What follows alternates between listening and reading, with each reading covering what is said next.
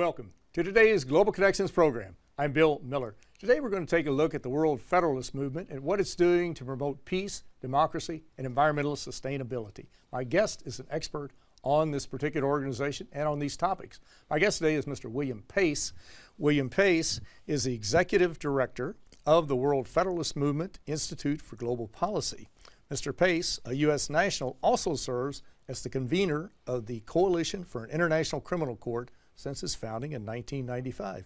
William Pace, welcome to today's Global Connections program. It's good to be here, Bill. I appreciate you being with me. We do this about every year and a half, 2 years, and we could probably do it every week. There's so much taking place inside the UN, outside the UN, and around the world. Let's talk a little bit, though, before we get into the issues. What about the World Federalist Movement? What exactly is it? When was it formed? Why was it formed? This is actually our 70th anniversary, and congratulations. Formed in 1947 in the summer by the veterans of World War II. It's a peace movement based upon the root causes and rule of law efforts to bring about peace. It was an association of peace organizations, and as the way World War II ended with the dropping of atomic bombs on Japanese cities, the discovery of the Holocaust, it was believed that the world needed to really find ways to prevent World War III within 10 or 15 years. Our founders of our movement, like Einstein, thought you couldn't stop World War III. So we're out 70 years. We're, as I said, an old peace movement, and we continue to try to help implement the UN Charter and reform the United Nations system so that it can achieve its first preambular goal, which is to save future generations from the scourge of war. And it's a very noble goal and one we all should be working towards. Now, our viewers can go to your website at wfm-igp.org and get more information. That's right. Okay, very good. Now, you've studied the United Nations. You've been involved with the United Nations, been involved in these issues. Your group was very active about a year and a half, 2 years ago, when the United Nations was in the process of selecting a new Secretary General. We're now into our 9th Secretary General. What role did you play as far as helping to promote a discussion, a dialogue on how to perhaps make the process more sustainable, make it more open, make it more involved, if you will? Well, we were very successful working with governments, and in particular within the framework of the General Assembly, to get the procedures that have been followed since 1945 changed in 2015, and then implemented the change by the presidents of the General Assembly in 2015 and 16. This has always been a very controversial issue. Mainly the Secretary General has been someone who has been pre-picked by the 5 permanent members of the Security Council with a veto, and it has not been a transparent process. And in one instance, we had a Secretary General that actually had a history and past that at least 2 or 3 of the permanent members of the Council knew about, in terms of serving in the Nazi army in World War II. And if that had been known, he would never have been able to be the Secretary General.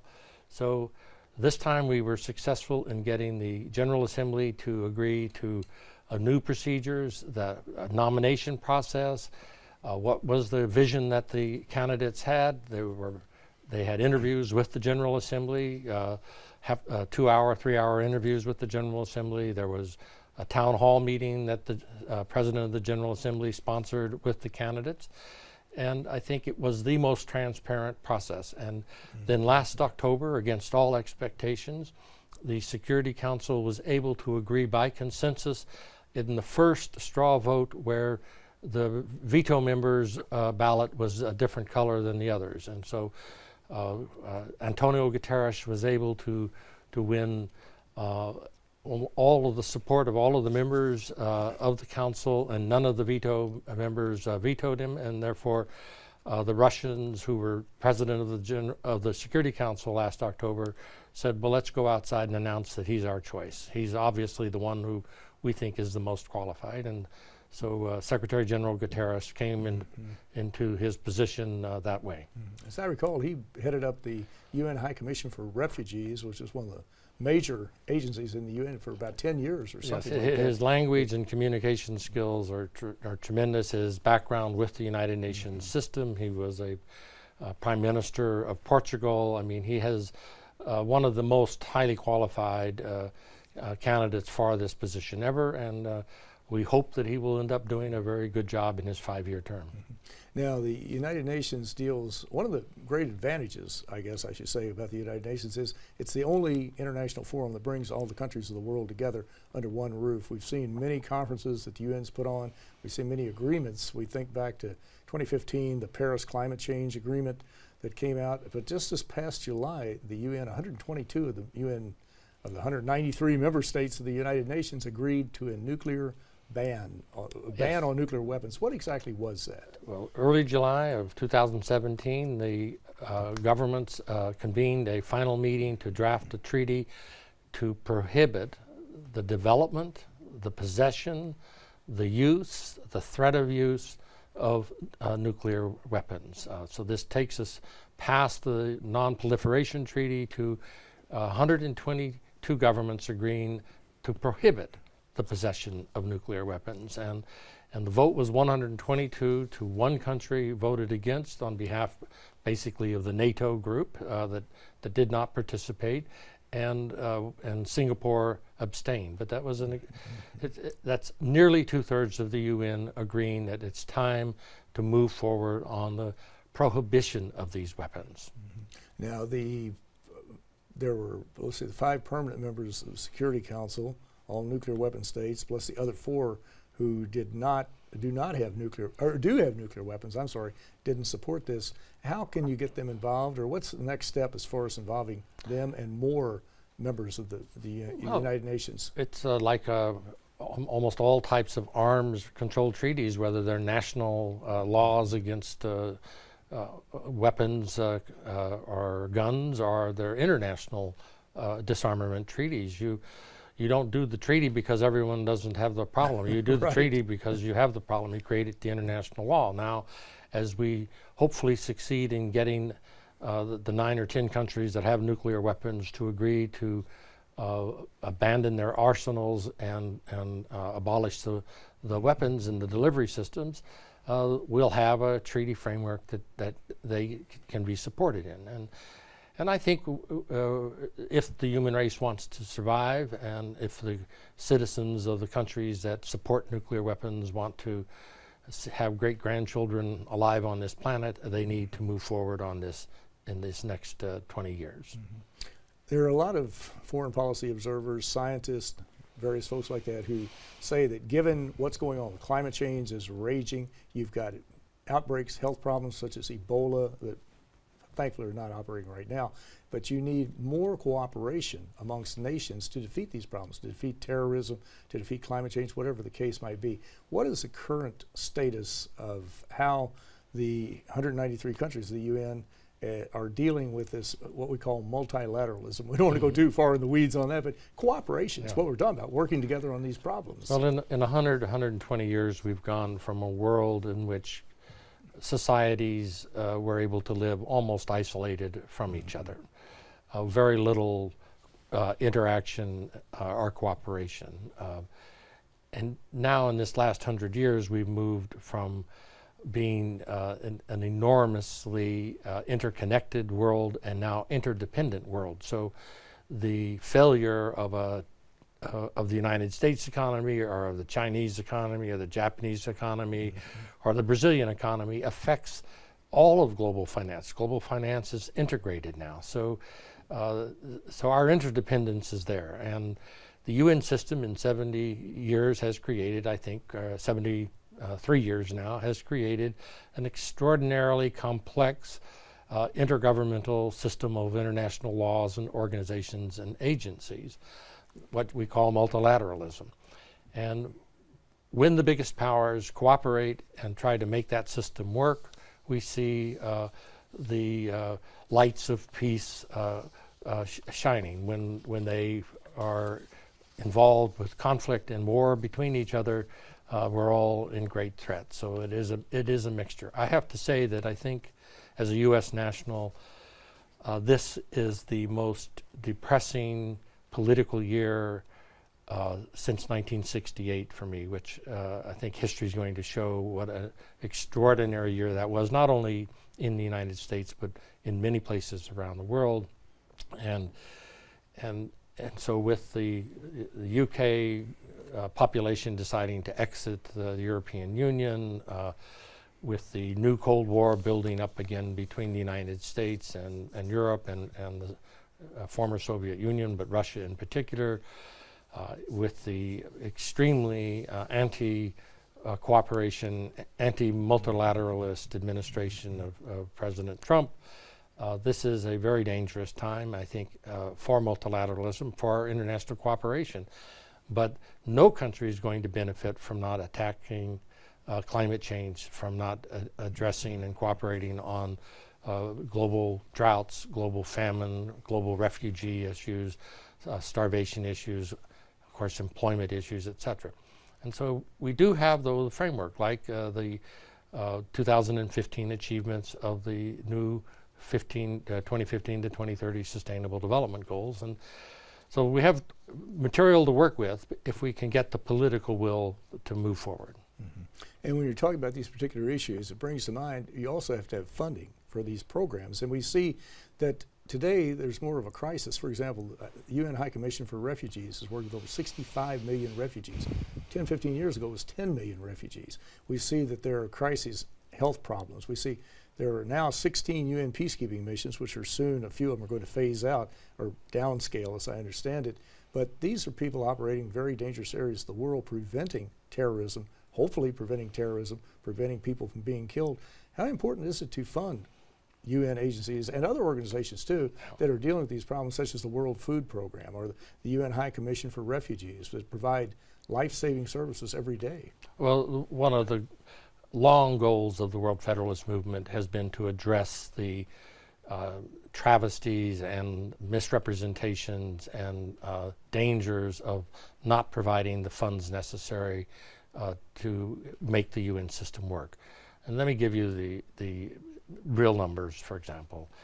UN peacekeeping, 18 missions is $10 billion US a year. The United States government couldn't do one mission for $10 billion. The U.S. spends $800 billion just on its defense alone. The world budget on military is over 1,000 billion. So the 10 billion that we're doing all the UN peacekeeping missions is just a tiny fraction. Now, if you look at the entire UN system, the World Health Organization, the World Trade Organization, the United Nations, ILO, all of the different organizations that the United Nations system serves, the total budget is about every year $48 billion. 22 billion of that is assessed funding, what the governments as members of the United Nations and those treaty bodies pay for those organizations to operate. 26 billion is voluntary. It's usually earmarked funding. Very often the U.S. funding to help the World Food Program requires that they buy U.S. agricultural products, etc. But the 48 billion, and again, as a U.S. national, Governor Cuomo of this state of New York's budget is triple the entire UN's budget. He has 160 billion for just the New York state. Doesn't count the federal, doesn't count the city government's budgets. So we're not spending. We're spending whatever 48 billion divided by 7.5 billion people is. We're spending in single digits per person on this planet to do this global governance and humanitarian assistance, and we do need to change the way this funding occurs. Well, you're watching Global Connections Television, which is a privately funded, independently produced program. The opinions expressed on Global Connections Television are solely those of the moderator and his guests. We would invite our viewers to go to our website at www.globalconnectionstelevision.com and download some of our previous programs. Also, if you're involved with any type of a PBS or community access television station, or perhaps you're with an educational institution that has an intra-campus television hookup, or you just have a website and you'd like to share our programs, please feel free to do so. Global Connections Television is provided at no cost as a public service to help us better understand how international issues do impact our lives. Today we're talking with Mr. William Pace of the World Federalist Movement and what can be done to focus attention on these problems that we've been talking about during the first half of the program and we will talk about for the rest of the program. William Pace, you were talking about how many problems we have today. One issue that the United Nations jumped into, and I want to be sure we get into this before we run out of time, years ago, and it hadn't been that many years ago, we were talking about having an international criminal court. Now, the third organ of the United Nations, right behind the General Assembly, the Security Council, is the International Court of Justice, the World Court. Give us a little primer here on what's the difference between the World Court and the International Criminal Court, and what is the status of the International Criminal Court today? Well, again, about 125 years ago, leaders, a few leaders in the world saw the need to establish international law instead of brute force and militarism as the basis of relations between nation states. And so in the Netherlands, they convened in 1899, the first peace conference. It was succeeded in 1907 by a second conference, which actually created an international court that ultimately became the World Court. It all fell apart with World War I, and the settlement of World War I led to World War II. But when World War II completed, they did replace the League of Nations with the United Nations, and they reactivated the International Court of Justice. It settles disputes between nation states, whereas the International Criminal Court was established in 2002 as an independent international organization and court that holds individuals responsible for violating the worst laws in international law: war crimes, crimes against humanity, and genocide. And so for the last 15 years, the International Criminal Court has been investigating and prosecuting and trying to develop a system so that there will be no immunity for anyone who commits these worst crimes in the world, which are tragically happening in Syria, in Yemen, in the Somalia, in the Sudans, and other places throughout the world. But it is the newest international organization. 124 nations have ratified the treaty, and it also exists on a very minimal budget, but it is achieving its goals as best it can. What are some of the major cases pending before the court right now? Well, the main crimes where unbelievable human sacrifices occurred in the Congo, so a number of the leaders of political and military and rebel leaders from the Congo are being brought to justice. It's succeeding the Yugoslav and the Rwanda tribunals now, so it's also dealing with crimes that occurred in Cote d'Ivoire, in Mali, where the Islamic terrorists actually started attacking all the cultural artifacts, as they are now doing in Syria and Iraq. So it is addressing crimes in several different countries of Africa that have asked the court to come in and assist them with addressing and investigating the crimes. But it's also looking at Israel, Palestine, and Georgia. It'll look at the Ukraine, I presume, not too long, Afghanistan.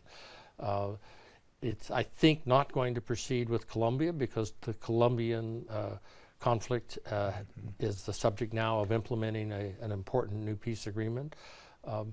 But this new system of international justice has nearly 2/3 of the world community, and as again, like with the nuclear disarmament, as we go after that last third of the international community to get them to agree to the rule of law, I think that's our hope.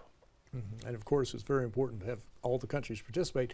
One key non-participant is the United States. What is the main concern by the United States? Sovereignty and power. The United States was willing to establish an international criminal court as long as they could control it. Russia wanted to control it. China wanted to control it. India didn't want it to exist. So the biggest powers who would much rather have their relations with other governments and peoples based upon power. That's the currency they want to use. They don't want to participate in rule of law situations where their government would be subject to the same rules and judicial principles that all the other countries will be. So that's the challenge. It is a sovereignty issue, and it is a militarism issue, and it's a misuse of power issue, and there's no country in the world that ought to say, well, we want the right to be able to commit genocide, or we want the right to be able to commit war crimes or crimes against humanity. But unfortunately, there still are 60 or 70 countries that want to be able to say that.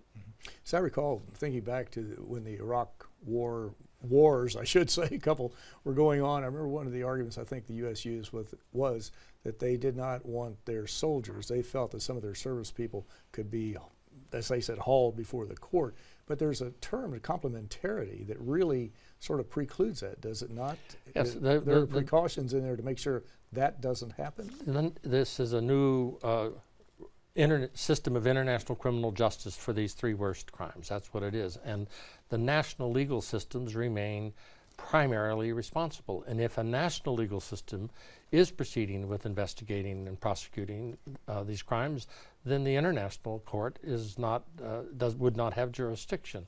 It's only when the national system is either unwilling or unable to investigate the crime. So almost all of the situations the ICC has now, the International Criminal Court has now, are situations that governments that have ratified the treaty, or in the case of Cote d'Ivoire, governments that wanted to ratify the treaty, asked the court to come in and conduct the investigations and prosecutions. So yes, U.S. is, makes the case that we have military bases in over 100 countries around the world. We can't be subject to the same kind of scrutiny and jurisdiction that other countries. It's much more dangerous for us if we're going to be able to project our power to maintain international peace, etc. The problem is that this isn't what that's about. It's about your soldiers or your peacekeepers, if it were UN soldiers or anyone else's soldiers, do not have under international law the right to commit these worst crimes, and they do need to be investigated and prosecuted. And but the United States and the United Kingdom, I think, pretty much clearly committed an act of aggression when, in the second, you called it, Iraq War, which is, the first one was sanctioned by the Security Council and led by the Security Council and a coalition that the United States led. The second one was a unilateral invasion by the U.S. and the United Kingdom. And lots of crimes have occurred, unfortunately, and it has backfired massively, I think, in terms of the increase of terrorism around the world, etc. So in the end, I think these institutions of law and trying to solve the problems by the rule of law, there's a great deal of wisdom to it. It's extremely difficult. It's difficult even at the national level in many instances, but it's much better than trying to rely on brute force. And of course, when you think back to 2003, we look at in the rearview mirror, many historians, many legal scholars feel that that was an illegal invasion of a sovereign country, and ultimately it led to the destabilization of a large part of the Middle East, which we see that that's all coming to fruition. Middle East, and now it's led, I think, to a renewal of a Cold War, again, this conflict between major military powers. It's certainly it's going to make it much more difficult to deal with the North Korea situations, the Crimea, the Ukraine. The Vice President of the United States has been in Estonia, Latvia this week, which are countries that they feel very much threatened that Russia will come and reoccupy them at some point. So it is a very, very dangerous moment in international affairs. And William, before I forget, I do want to plug your website, coalitionfortheicc.org, because you're the convener for an international criminal court. But the issues you've been talking about today are so critical, and they may seem far removed from people in the United States or from people in other parts of the world, but they're really not. They're not. We're all interrelated. We're all interconnected. This is truly an interdependent world, and we have to focus on these problems and work on them together. You can't solve them bilaterally. That's a myth. Isn't going to happen, and we need to be coordinated and to pool our resources and to work. And the best place to do it, even with all its warts and imperfections, is at the United Nations. But William Pace, I want to thank you so very much for a very interesting and a very informative program. Good to be with you. Thank you. My pleasure. I'm Bill Miller. Thank you for joining us today on Global Connections Television.